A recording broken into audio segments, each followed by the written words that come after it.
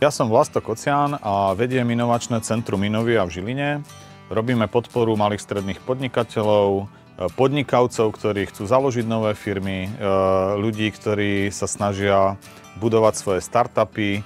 Podporujeme podnikavých študentov na stredných školách, na vysokých školách. Skrátka, bavíme sa pomocou podnikavým ľuďom. Asi prvá vec, na čo som najviac hrdý, je, že jednak mám za sebou veľa úspešných rokov vo firme Cross, kde sme urobili veľa zaujímavých projektov.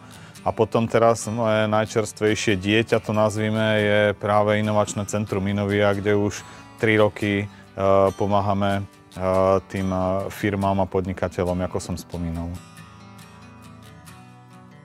Ja milujem fantasy rôzneho charakteru. A to je proste či Pán prsteňov a podobne, také tie veľkolepé príbehy. A z hľadiska vzdelávacej, tak veľmi sa mi páčila knižka Pozitívny lídr.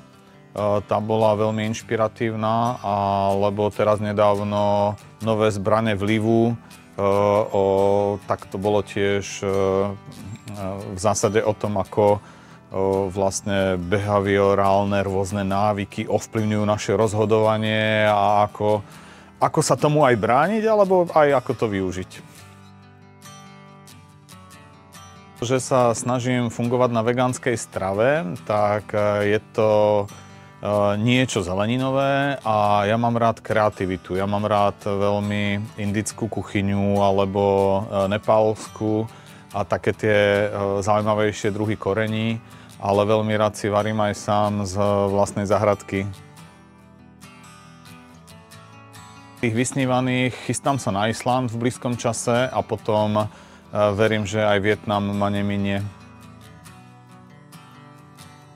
Na Slovenskej chránenej dielni sa mi páči to, že dáva príležitosť